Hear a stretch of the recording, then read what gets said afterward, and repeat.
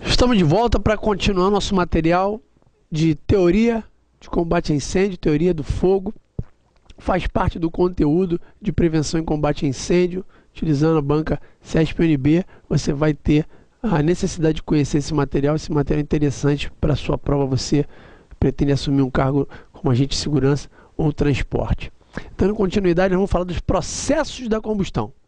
Os processos da combustão, como eu disse anteriormente, nos módulos anteriores, nós tivemos o conhecimento de que o combustível, seja ele sólido ou seja ele líquido, para que ele entre em combustão, ele vai virar gás.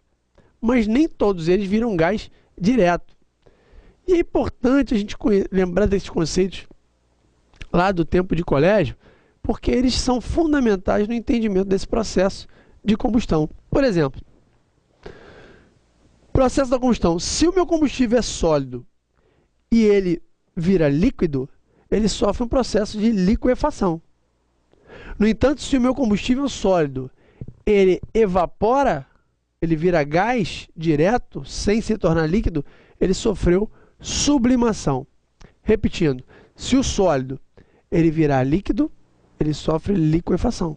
Se o sólido virar gás direto, ele sofre sublimação. Se o líquido vira gás, ele sofre gaseificação. Então, esses processos do sólido para o líquido, liquefação, do sólido para o gasoso, sublimação, e do líquido para o gasoso, gaseificação. Um exemplo clássico de um combustível que é sólido e se torna líquido é o gelo. Um combustível que é sólido se torna líquido e depois se torna gás, a cera da vela. Aquece a cera, ela derrete, então ela do estado sólido vai para o estado líquido, continua aquecendo, ela vai desprender os gases e ela vai entrar em combustão também. Então, tal exemplo, não só da cera, mas como a parafina também. Combustível sólido que, ao ser aquecido, ele se torna líquido, sofre liquefação, depois ele se torna gás, sofre gaseificação e depois sim ele entra em combustão. Parafina e a cera são os exemplos clássicos nesse processo de combustão. Quanto à velocidade, dois dos três componentes vão ser preponderantes na velocidade da combustão. Quem são? O combustível e o comburente. Por quê? Quanto mais volátil for o combustível, ou quanto mais fragmentado estiver o combustível, mais rápida é a sua combustão. Quanto mais oxigênio eu tenho, mais rápida é a sua combustão. O calor entra no processo para decompor o combustível. A velocidade da combustão varia de acordo com a porcentagem de oxigênio no ambiente e com as características físicas e químicas do combustível, como eu expliquei. Então, o calor está no processo de decomposição do combustível. O processo de velocidade vai depender do combustível e da quantidade de oxigênio. Esses valores é que vão influenciar de cara quanto à velocidade da combustão. E ela pode ser lenta. Como é que é um processo lento? É quando não há produção de chamas, é um material, é um fenômeno, não há fenômeno luminoso. Você tem uma folha de papel, por exemplo, guardada lá uma folha de papel branca, você guardou no seu armário, daqui a 5 anos você pega, ela está amarela, ela sofreu oxidação, ela sofreu queima, só que é um processo lento de queima. O portão foi enferrujando, oxidou, isso também é queima, é um processo lento. Então, quanto à velocidade, o combustível pode ser de queima lenta, também pode ser de combustão viva. Para ser viva, tem que ter chama, tem que ter fenômeno luminoso. E aí você pega qualquer atividade de queima que seja no ambiente externo, uma floresta, por exemplo, em chamas, e você tem a ideia do que é uma queima, uma combustão viva com relação à velocidade. Um carro pegando fogo, uma cadeira pegando fogo, tudo que esteja no ambiente externo, que tem oxigênio à vontade, chama-se de combustão viva. Recapitulando, combustão lenta, processo lento de decomposição do material combustível, onde não há produção de chama e não há efeito luminoso. Combustão viva, viva quando há produção de efeito luminoso e tem de estar no ambiente externo para que ela ocorra. E quando ela for muito viva? Muito viva é quando ela já deixa de ser uma queima para ser uma explosão. Só que ela é uma explosão do tipo deflagração. O que eu quero dizer com isso? Ela não é uma explosão que espalha os fragmentos de uma vez só, instantaneamente. Não, ela vem em camadas de explosão. Então ela é caracterizada por apresentar uma velocidade inferior à velocidade do som, que seria 340 metros por segundo, e a energia, a pressão que ela produz em 1 metro quadrado, ela é elevada, porque ela vai girar em torno de uma atmosfera de pressão, 760 milímetros de mercúrio de pressão, 1 metro quadrado. Duas características, então, da queima muito viva, da combustão muito viva, quando eu falo quanto à velocidade. Ela é uma explosão do tipo deflagração em camadas. A velocidade dela é inferior a 340 metros por segundo, inferior à velocidade do som. E a pressão do deslocamento de ar causado por ela é de 1 atmosfera por metro quadrado. Já a instantânea, ela é uma explosão do tipo detonação, ela é ao mesmo tempo, o nome está dizendo instantânea. A velocidade ela é superior a 340 metros por segundo. E a atmosfera de pressão deslocada é de 5 a 30 atmosferas por metro quadrado. Então a combustão ela é súbita, então ela atinge o combustível por completo, diferente da muito viva. Essa chama-se instantânea. Recapitulando, eu tenho a lenta, o material vai se decompondo, a ferrugem, o papel, com o tempo, vai ficando amarelo. A viva, ambiente externo, onde há produção de efeito luminoso, a lenta não tem efeito luminoso. A muito viva, que é uma explosão do tipo deflagração, com velocidade inferior a 340 metros por segundo e pressão de 1 atmosfera por metro quadrado. E a última, que seria a instantânea, é uma explosão do tipo detonação, onde há uma velocidade superior a 340 metros por segundo. E há também um deslocamento de ar, uma pressão em torno de 5 a 30 atmosferas.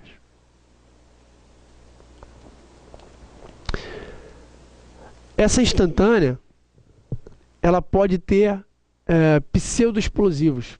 Merece uma atenção, porque se o ambiente estiver confinado, a explosão ela vai ser bem enfática. Isso ocorre com materiais combustíveis em suspensão, como nós vimos no vídeo com a maisena. Ambientes gasados, que é o caso da casa da pessoa, que o gás está vazando e a pessoa acende a luz. E aí pode ser gases, pode ser poeira, pode ser o que for. Fragmentado ou disperso no ambiente em quantidade suficiente para gerar uma atmosfera explosiva, a instantânea ela cria pseudoexplosivos nesse sentido.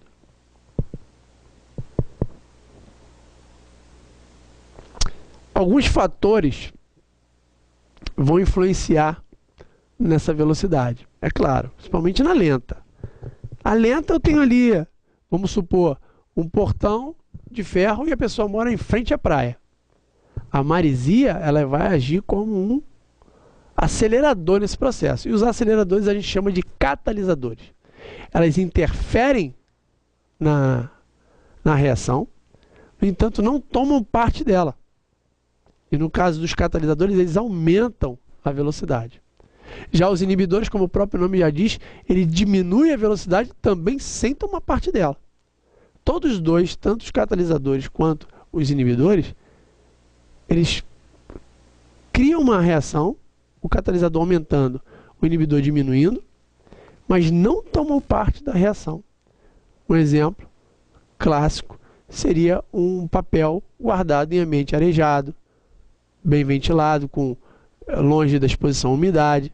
Esses seriam fatores inibidores. Se já tiver a presença de umidade, pouca ventilação, já são catalisadores. A relação superfície-massa, um pedaço de madeira queima com dificuldade, é claro.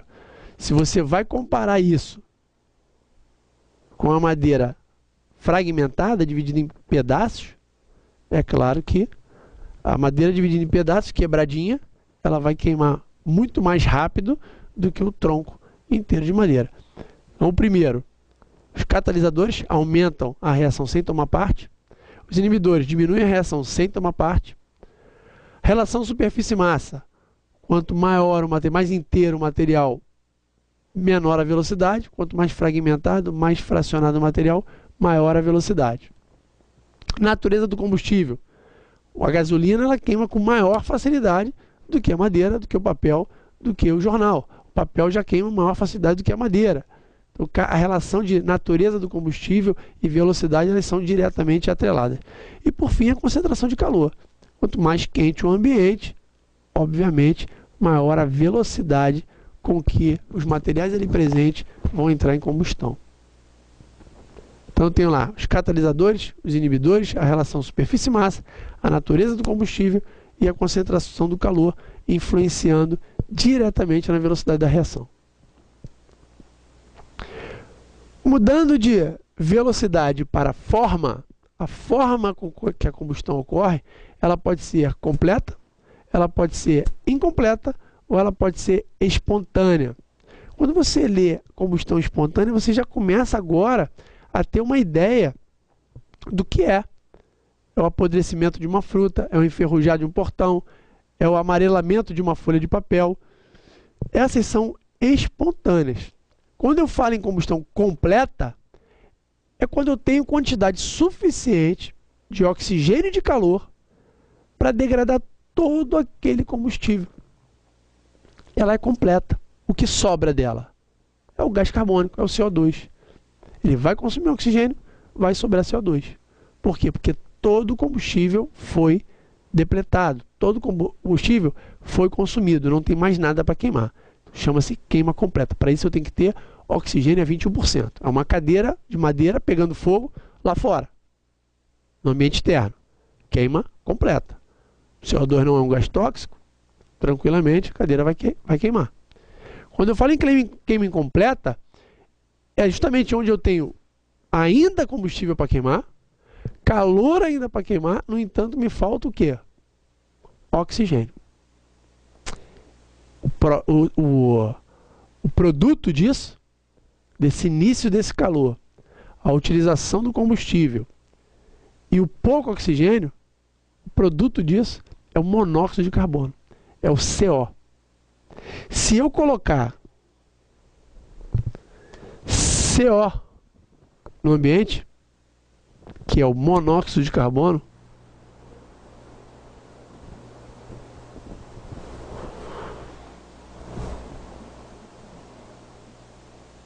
o ambiente fica tóxico. Na completa, é o CO2, é o dióxido.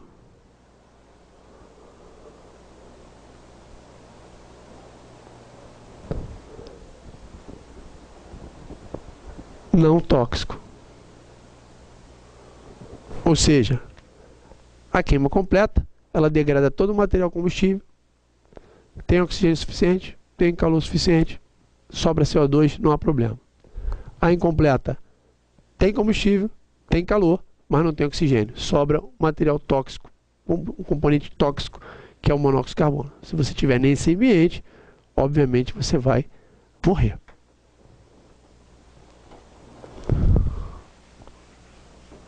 Vamos separar um por um, para a gente poder entender como isso funciona.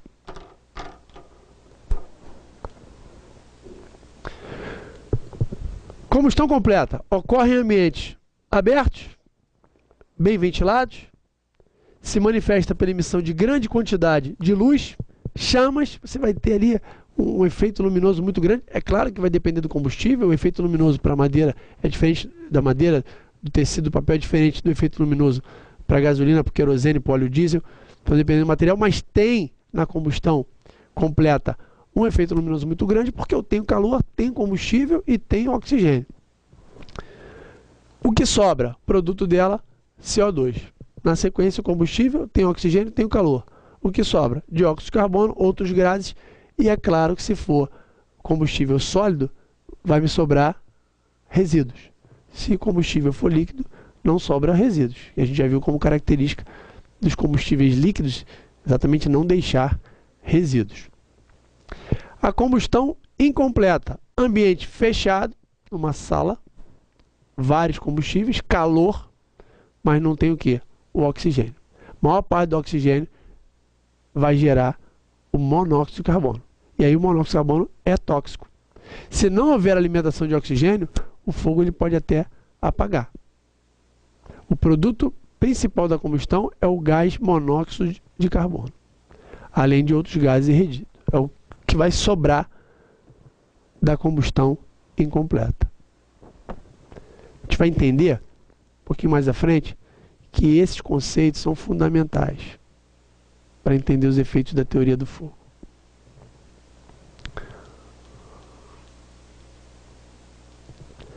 A espontânea. Nós comentamos aqui que a espontânea, a gente já está até com uma familiaridade com ela, é quando o próprio material gera o seu calor para sua decomposição. É um processo lento, é claro.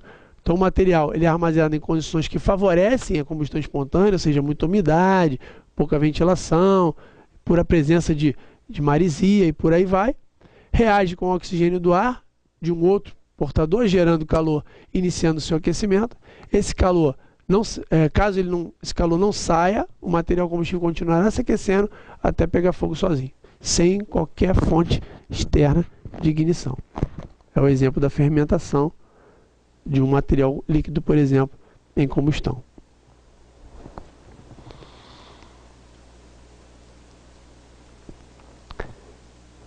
Falamos da velocidade, falamos da forma e agora nós vamos falar da intensidade da combustão. O que pode influenciar na intensidade da minha combustão e o que é a intensidade? Intensidade é o volume de chamas que eu tenho. Quanto maior o meu volume de chamas, maior a intensidade. Alguns fatores podem influenciar, é óbvio. Alguns fatores podem e vão influenciar nessa intensidade. O primeiro deles é a superfície em contato com o oxigênio. Não vai haver produção de chamas num balde de gasolina, não vai haver uma produção de chamas muito efetiva se somente a boca do balde estiver em contato com o oxigênio.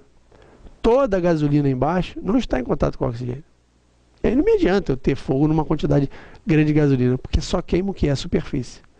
Ah, mas se eu derrubar essa gasolina no chão, aí eu tenho uma grande probabilidade dessa intensidade superar as expectativas, que é o exemplo aqui. Diferença entre um balde queimando gasolina em superfície e um balde derramado e a gasolina toda ela entrando em contato com o oxigênio. O volume, a intensidade da combustão, ela passa a ser muito maior nesse caso aqui. O outro fator que influencia, o volume, ou seja, a quantidade de combustível. Eu tenho 1 litro de gasolina em chamas e tenho 10 litros de gasolina em chamas. Eu tenho um palito de fósforo queimando e eu tenho um tronco de árvore queimando. Quanto maior a quantidade de combustível, maior vai ser a intensidade da minha combustão. Fábio, você havia dito que o interessante de pegar fogo é fragmentar. Quanto à velocidade, quanto mais fragmentado, mais veloz. Quanto maior a quantidade, aí eu estou falando em quantidade, maior a intensidade da combustão. O exemplo clássico do palito de fósforo e um tronco de árvore. Numa fogueira, você tem muito mais fogo do que numa caixinha de fósforo queimando. E aí vem a relação quantidade, intensidade. É diretamente proporcional. Quanto maior a quantidade, maior a intensidade da minha combustão. Tem mais fatores que influenciam nessa intensidade? É claro que tem. Ela vai depender da espécie do combustível. Compare mesmo os combustíveis, 1 litro de gasolina, 10 litros de gasolina. 1 litro tem uma intensidade, 10 litros, obviamente, tem uma intensidade maior. Comparei um palito de fósforo com um tronco de árvore. O palito de fósforo tem uma intensidade menor e o tronco tem uma intensidade maior. E quando eu combino entre combustíveis diferentes? Porque se eu comparar 10 litros de gasolina com um tronco de árvore, a gasolina tem maior intensidade do que o tronco de árvore. Ou seja, o combustível líquido, ele tem mais intensidade de combustão do que um combustível sólido. Uma barra de metal tem menos intensidade do que um tronco de árvore. Ok? O álcool, ele tem maior intensidade do que a gasolina. E por aí vai. Ela depende também, e obviamente, da concentração de oxigênio. Quanto mais oxigênio nós vimos, maior vai ser o meu efeito luminoso. Até eu chegar a um percentual de oxigênio que não há produção de chamas. Esse percentual está entre 8% e 16%. Lembrando que alguns materiais combustíveis possuem oxigênio na sua composição, entrando em combustão com valores inferiores a 5%. Pólvora, celulóide ou plástico de peroxilina são combustíveis, os peróxidos são combustíveis que possuem na sua composição o oxigênio. Despreza-se a quantidade de oxigênio do ambiente. Mas se ele não tiver essa propriedade, quanto menor o percentual de oxigênio, menor a intensidade do fogo. Observe aqui. Tamanho da chama, do efeito luminoso, vai diminuindo, diminuindo, até se apagar por completo. Na fase inicial de um incêndio, um ambiente fechado, uma sala com um sofá em chamas, essa fase ela está causando um aumento da temperatura no local e um consumo de oxigênio. Só que, Fábio, está no ambiente fechado. Se acabar o oxigênio, só vai pegar fogo o sofá. O problema é se tiver oxigênio suficiente para queimar todos os combustíveis daquela sala. E aí não vai queimar só o sofá, vai queimar tudo. E se queimar a porta e tiver acesso ao oxigênio lá de fora, ele vai queimando tudo e destruindo tudo ao seu redor. Então a queima inicial a gente chama de queima livre. A palavra queima livre está relacionada à quantidade de oxigênio. O ambiente ele é rico em oxigênio. E é arrastado para dentro do ambiente pelo efeito de convecção. O oxigênio vem por convecção para dentro do ambiente, porque o fogo é como se puxasse o oxigênio. E os gases, como eles são mais leves, eles aquecidos, eles sobem por convecção também, deixando a temperatura na parte superior do ambiente em torno de 700 graus, daí para mais. É uma outra coisa que se orienta no combate a incêndio, é pedir que as pessoas fiquem mais próximo do solo. Não é só pelo fator de inalação de monóxido de carbono, não, mas também é pela temperatura da fumaça, que pode atingir, como vocês podem ver aqui, alguma coisa em torno de 700 graus. É bem quente, pode ter certeza. Na queima livre, os 700 graus, eles vão aquecer todo esse ambiente. E como você pode observar, eu tenho outros materiais combustíveis aqui. Papel, plástico, madeira, tecido. Como esse fogo, esse calor, tendo oxigênio, vai conseguir atingir esse material? Por enquanto eu estou em queima livre. Se eu estou em queima livre, eu tenho oxigênio? Oxigênio, queima livre. Oxigênio, queima livre. Não esquece. Na fase de queima livre, o fogo aquece gradualmente todos os combustíveis do ambiente. Quando determinados combustíveis atingem o ponto de ignição, que a gente já aprendeu, o ponto de ignição é quando eu não preciso de uma fonte externa de calor. Aqueceu, aqueceu, aqueceu o ambiente, ele entra em combustão. Observa na imagem como há desprendimento de gases já desses combustíveis. Lembrando o conceito de ponto de ignição, temperatura mínima para que o material combustível despenda seus gases e, sem interferência de uma fonte externa de calor, eles entram em combustão. Ué, mas não tem uma interferência de uma fonte externa? Não, porque eu não estou pegando esse fogo e colocando no material. Esse fogo só está ajudando a aquecer o ambiente. E aí está aquecendo. Já chegou no desprendimento de gases. Daqui a pouco, todos esses combustíveis presentes no ambiente vão entrar em ignição. Todos. Nesse caso, ocorre um efeito, que eu pulei aqui, não falei dele de proposital, chamado flashover. Flashover é quando todos os combustíveis do ambiente atingem o seu ponto de ignição ao mesmo tempo. Isso vai acontecer logo após o desprendimento de gases. Desprender os gases, eu não tenho uma fonte. Se eu tivesse uma fonte externa aqui, ponto de combustão já chegou, já ia acender. mas eu não tenho uma fonte externa. Por isso eu vou necessitar continuar aquecendo esse ambiente. Continuar aquecendo até chegar no ponto de ignição de todos eles. E aí sim, o flashover está instaurado. É uma explosão por conta da obtenção do ponto de ignição de todos os materiais combustíveis presentes naquela sala. Após isso, Fábio, o que vai acontecer? Bom, o consumo de oxigênio aqui é muito grande, porque todos os materiais ao mesmo tempo entraram em ignição. A sala é pequena. Ele vai ter oxigênio suficiente para ter uma combustão completa, como a gente viu? Não, porque combustão completa eu tenho que ter oxigênio suficiente para queimar ou degradar todo o combustível. E aqui não vai ser suficiente. O que vai ocorrer então? O que vai ocorrer aqui é que o ambiente pobre em oxigênio, ele vai diminuir a intensidade das chamas. Vai reduzir a quantidade de oxigênio, o monóxido de carbono vai ser produzido, que seria uma queima incompleta. As chamas vão deixar de existir muitas vezes, e o fogo é normalmente transformado em brasas, como numa churrasqueira. Se você não abanar, o fogo não vem. Se não tiver um catalisador, por exemplo, uma gordura pingando, o fogo não vem. Por quê? Porque naquele ambiente, todo o oxigênio ali foi consumido, deixando somente a brasa. Olha como é que fica o estado disso. Essa é a aparência do ambiente que houve ignição, houve flashover, consumiu o oxigênio de todo o ambiente, tem um combustível, tem calor, mas não tem mais oxigênio. O que eu faria então para ajudar esse fogo, se é que eu posso dizer que eu vou ajudar o fogo a queimar todo o material combustível? É dar acesso de oxigênio. Porque, como eu disse, o monóxido de carbono ele é ávido por oxigênio. Ele vai buscar o oxigênio numa língua de fogo muito grande. E se você tentar fazer algo desse tipo aqui, você vai ter uma segunda explosão e uma grande surpresa. Que segunda explosão seria essa? O backdraft.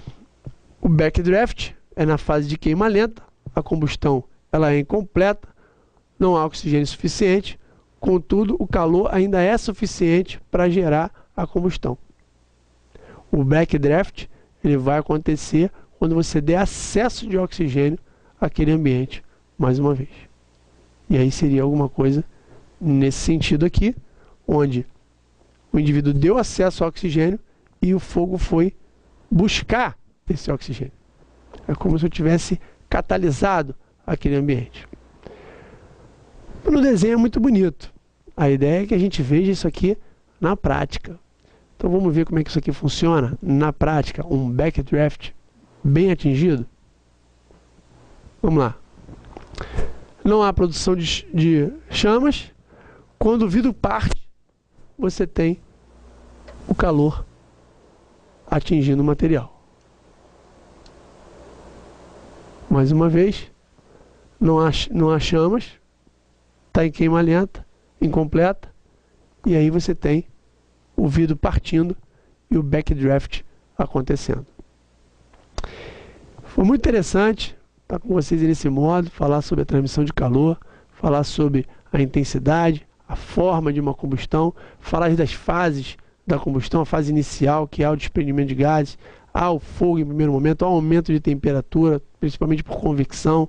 Convecção, a temperatura chega a valores altíssimos, em torno de 700 graus no ambiente, na plataforma mais superior do ambiente.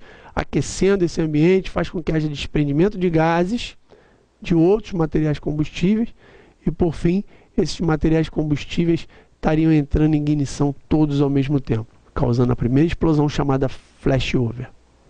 Após essa primeira explosão, o consumo de oxigênio é muito alto, fazendo com que haja uma fase de combustão incompleta.